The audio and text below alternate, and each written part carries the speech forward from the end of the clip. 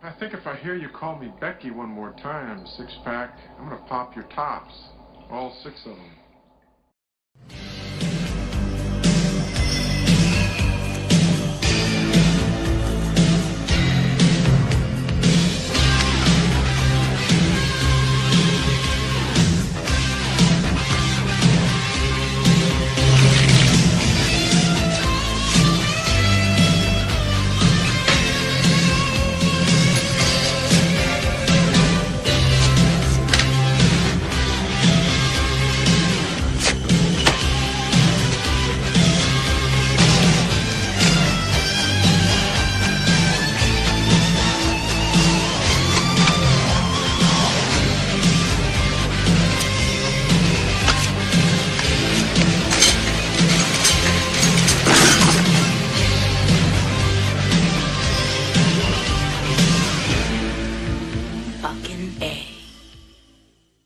Hey, this is Matt once again. Welcome back to another review, another Patreon request.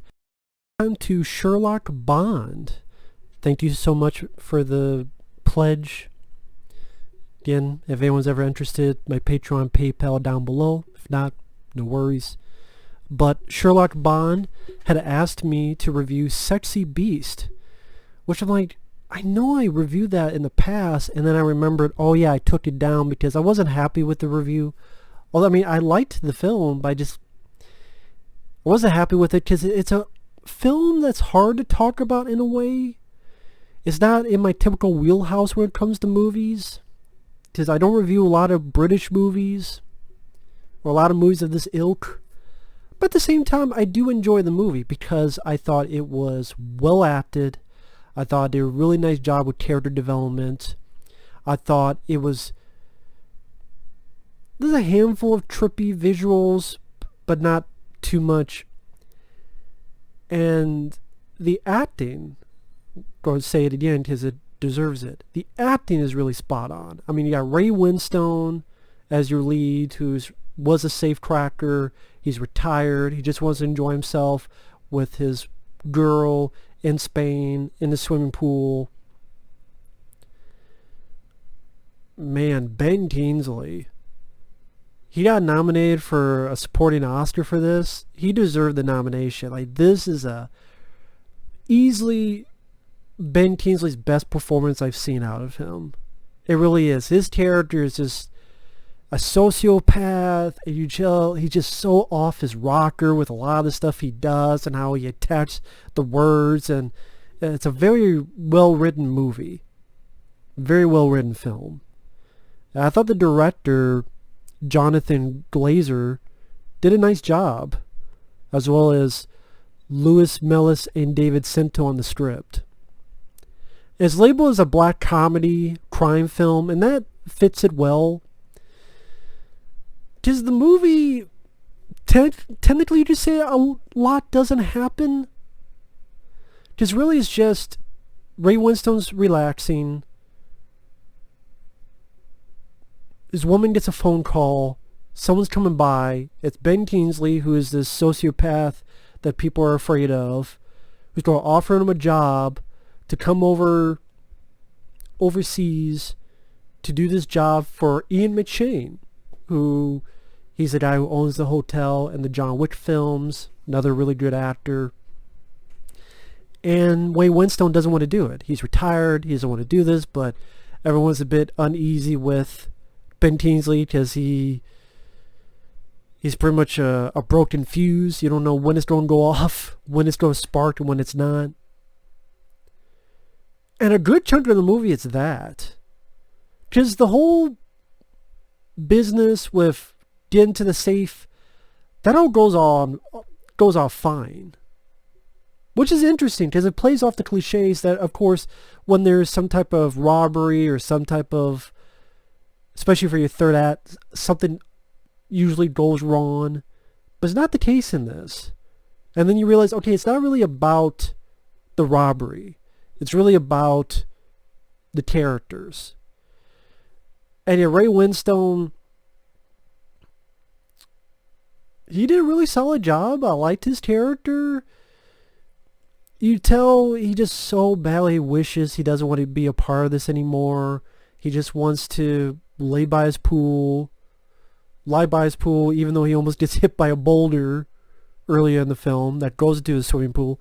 But he just wants to stay there. He doesn't want to deal with this. And Ben Kingsley, man, I gotta go back to him. He's the MVP of the movie, man. Just his dialogue. Like, it's not the money. It's the buzz. It's the fuck offness. Or, you cunt. You louse. Look at your fucking suntan. You're leather. You're like a fat crocodile, you fat bastard. You should be ashamed of yourself.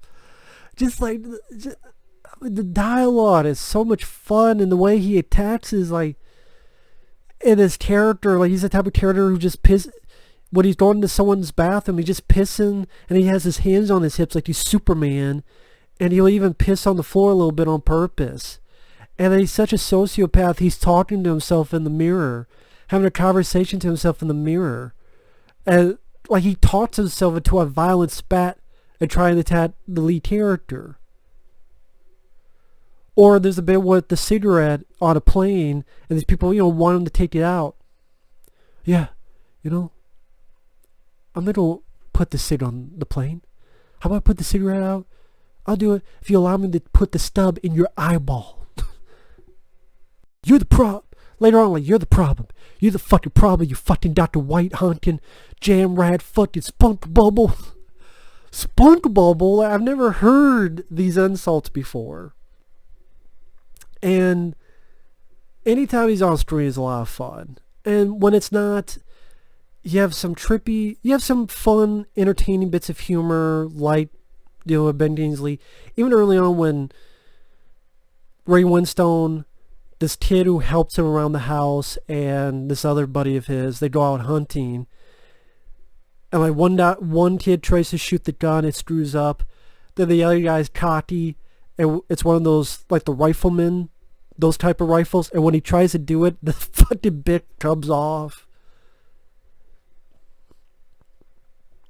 Again, you have a handful of trippy visuals, like a demonic version of the thing they were hunting. Ray Winstone sees, who has like a fucking Uzi and some decent practical effects on this suit the guy's wearing. I guess to show Ray Winstone's crazed mentality and this moment of, not paranoia, but God, I don't want to do this. I gotta fucking do this. They're going to force this. I'm going to say no, but he's not going to let me say no. That type of thing going on in his head. And like I said, the getting to the vault goes off pretty fine. Him and Ian McShane has one or two tense moments, but plays off fairly well. Quiet. Dare I say almost subtle. Not too overboard, not too overdramatic. The ending is satisfying. I like Ray Winstone's character. He gets to go back to his home. Again, it's one of those movies that is fairly simple when you look at it. I mean, you tell why there's a low budget. It's not too many locations. Pretty much Ray Winstone's home. Maybe that little bit on the airplane with Ben Kingsley. A little bit with this vault, which is an interesting way they did it.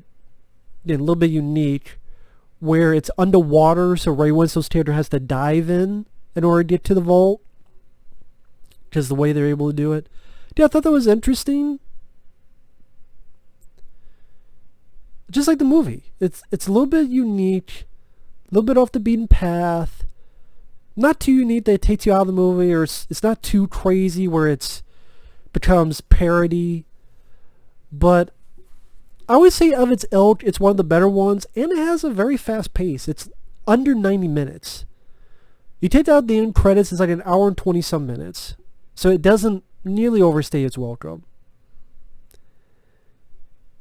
It's a fun film. I think if you like character development, if you like these actors like Ray Winstone and Ben Kingsley, even Ian McShane, especially Ben Kingsley, you want to see a fantastic performance by him. If you like some entertaining dialogue as he, like, why doesn't people give Ben Kingsley these kind of roles, man? And not BS like, what was it, Blood Rain or whatever the hell it was. He was good in, not Mimic, Species. Ben Kingsley was good in Species. But I don't know what else to say other than that. I'd be repeating myself. To look at the little bit info, producer Jeremy Thomas remembered his experience making the film. It was the beginning of a new phase for me working with first-time filmmaker Jonathan Glazer, who was a TV commercials director in the UK, but a wonderful talent. We were sent the script which was attached to. He was attached to it, came out this wonderful film. It was very stimulating having a first-time talent. The dialogue, as you see in this film, is exceptional. I've never read a script like it, and I thought, this has got to be made. It was very difficult to get insurance on the film, actually. When the American studio bought the film, the legal department said, you cannot make this. It has something like 300 uses of the word cunt and 400 fucks. But somehow I passed the censorship and got out there. Yeah, there's a lot of cursing.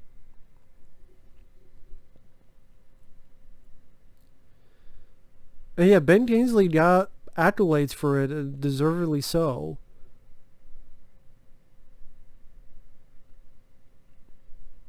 Kind of curious who won the Oscar for Best Supporting Actor on that year. But yeah, I mean, the movie came out in 2000.